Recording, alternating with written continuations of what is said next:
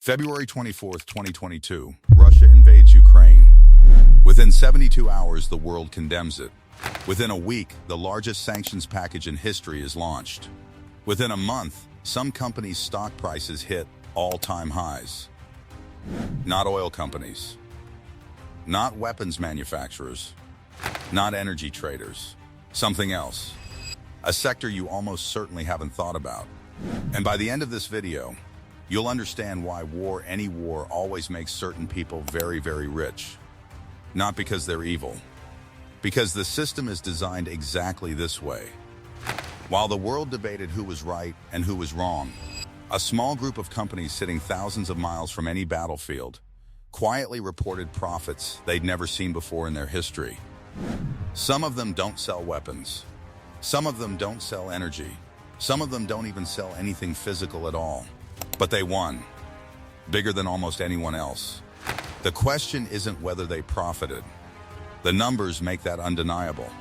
The question is, why were they built to profit when this happens? And who built the system that way?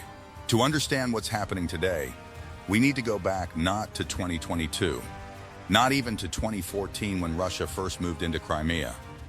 We need to go back to 1961, to a speech that most people have forgotten. President Eisenhower, a five-star general, the supreme commander of Allied forces in World War II, a man who knew war better than almost any other American leader, stood in front of the nation and said something that sounded almost like a warning. He called it the military-industrial complex.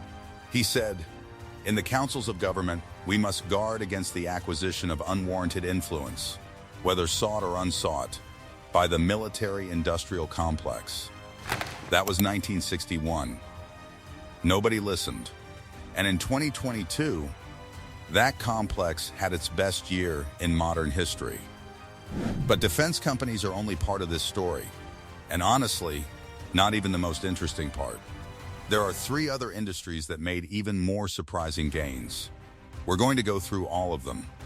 And then we're going to ask the question that nobody in mainstream media asks. Who designed this system?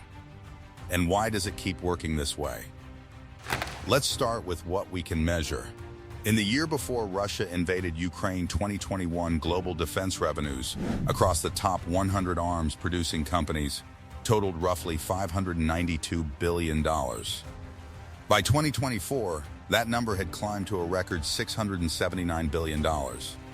That's not just growth. That's the largest sustained expansion of the global arms industry since the Cold War. In America specifically, from 2020 to 2024, the Pentagon handed $2.4 trillion in contracts to private companies, approximately 54% of its entire discretionary budget. And $771 billion of that went to just 5 companies. 5. Lockheed Martin, RTX formerly Raytheon, Boeing, General Dynamics, Northrop Grumman. To put that in context, the entire U.S. budget for diplomacy, humanitarian aid, and international development over that same period was $356 billion. In other words, the United States invested more than twice as much money into 5 weapons companies as into trying to prevent wars from happening in the first place. But here's what you're not being told about those numbers. And this is the part that changes how you read every war headline you'll see for the rest of your life. When the U.S. sends weapons to Ukraine, Javelin missiles, HIMARS rocket systems, Patriot air defense batteries, those weapons don't disappear from anyone's budget. They come out of existing U.S. military stockpiles. And then this is the mechanism most people miss: the Pentagon issues a replenishment contract to rebuild those stockpiles. A contract worth billions, placed with the same 5 companies, stretching across several fiscal years. So the weapons go to Ukraine, the contracts go to Lockheed, to Raytheon, to General Dynamics, $66. $9 billion in military assistance to Ukraine, almost every dollar of it creating work for American manufacturers. Northrop Grumman's CEO said on an earnings call, and I want you to hear this exact phrasing, "We're very pleased to see the urgency the administration is placing on protecting the homeland and the set of opportunities that creates." Opportunities. That's what a war looks like from a boardroom. But now here's where it gets genuinely strange. The country that increased its arms revenues the fastest in 2023 wasn't the United States. It was Russia. Russian defense firms grew their revenues by 40% in a single year. So the country being sanctioned, supposedly being economically strangled, its weapons industry grew faster than America's. Both sides of the conflict were feeding the same global dynamic, and both military-industrial complexes were winning. Defense is the obvious story. Here are the three that aren't. Before the war, Europe bought the majority of its natural gas from Russia. Pipeline gas. Cheap, reliable, politically complicated but economically efficient. Then the war happened. The sanctions happened. And Europe needed a new supplier overnight. Enter American Long. Liquefied natural gas, shipped across the Atlantic. Cheniere Energy, America's largest LNG exporter, reported revenues of $33.4 billion in 2022 and $20.4 billion in 2023. For context, their revenues in 2020 were roughly $9 billion. Europe's energy crisis was Cheniere's best decade, compressed into 2 years. And here's the mechanism. LNG from America costs significantly more than pipeline gas from Russia. Europe didn't just switch suppliers, it switched to a more expensive supplier, paying a premium that went directly to American energy exporters. But windfall number 2 is even stranger, because it involves countries that were officially neutral, countries that looked at the war and saw not a tragedy, but an arbitrage opportunity. Before February 2022, less than 1% of India's oil came from Russia. By 2025, that number was 42%. Here's what happened.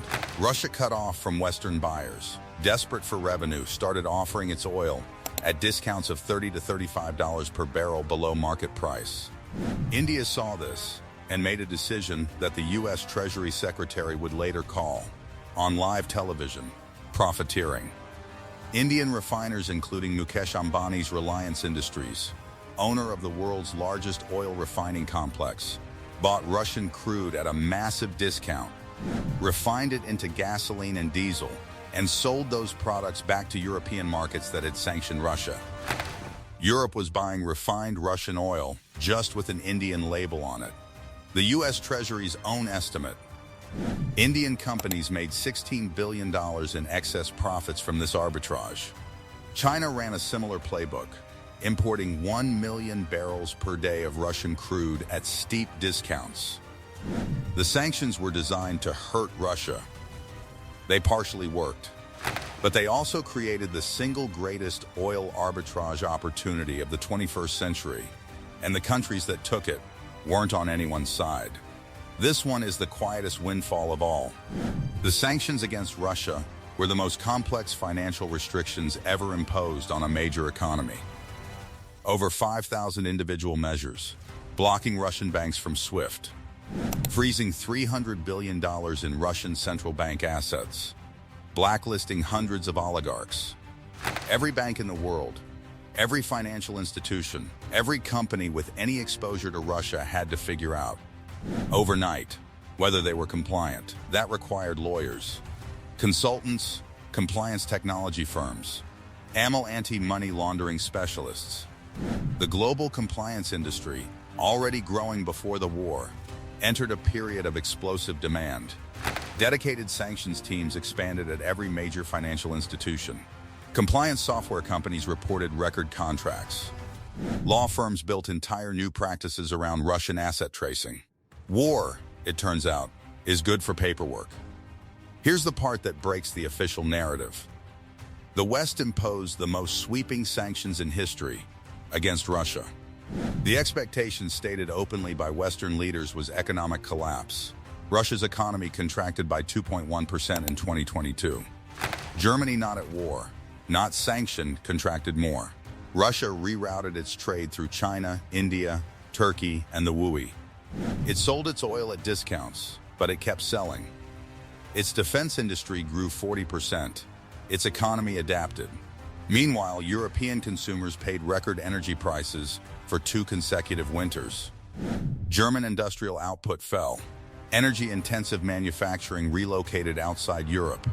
The weapon of economic sanctions, the most powerful non-military tool the West, has turned out to have a blast radius that extended backward into the countries that launched it. And there's one more actor in this story that we haven't mentioned yet. One that quietly collected a different kind of windfall, not in money, but in something more permanent. Something that will shape global power for the next 20 years. In economics, there's a concept called path dependency. It means that once a system moves in a direction, the costs of reversing course become so high that the new path becomes permanent, even if it wasn't the intended destination. Europe's energy infrastructure is now being permanently rewired toward American LNG, Norwegian gas, and renewables. The pipelines from Russia physical infrastructure, built over decades, may never be used at full capacity again.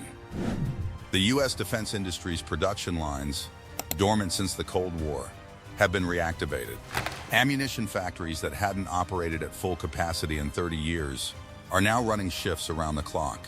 The backlog of orders at Lockheed and Raytheon extends years into the future.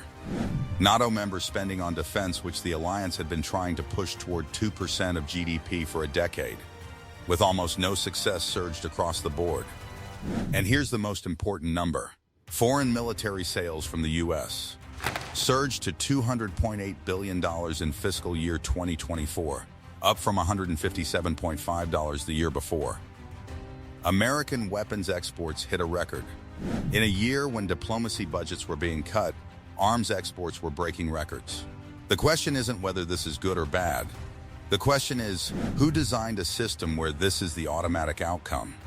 And what would have to change for a different outcome to be possible? So, which industry won the most?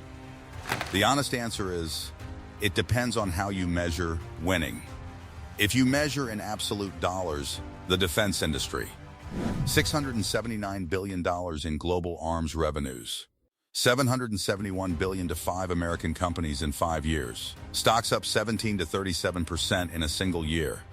If you measure in rate of return the Indian arbitrage, buy discounted oil, refine it, resell it to the countries that banned it, $16 billion in excess profits, no risk, no R&D, just geography and timing. If you measure in long-term structural power, American long, Europe is now permanently rewired as a customer. Contracts signed, infrastructure built. The relationship is a decade-long, minimum. But here's the thing. None of these are accidents. None of these are coincidences. Every single one of these outcomes was the predictable, logical result of how the global economic system is structured. Eisenhower warned us in 1961. The system didn't change. It grew. And the most unsettling part of this story isn't who won. It's that the system is still running. The same incentives are still in place. The same actors are still positioned. Which means the next time something like this happens, wherever it happens, the same playbook will run again. The same industries will be waiting. The same arbitrage opportunities will open. The question worth asking isn't who won the war in Ukraine. It's who benefits from the world staying exactly as it is. And that question, I'd argue, is the most important question in global economics right now. If you want to understand how global power actually works, not how the headlines say it works, subscribe. And leave a comment with this. Which of the 3 windfalls we covered surprised you the most?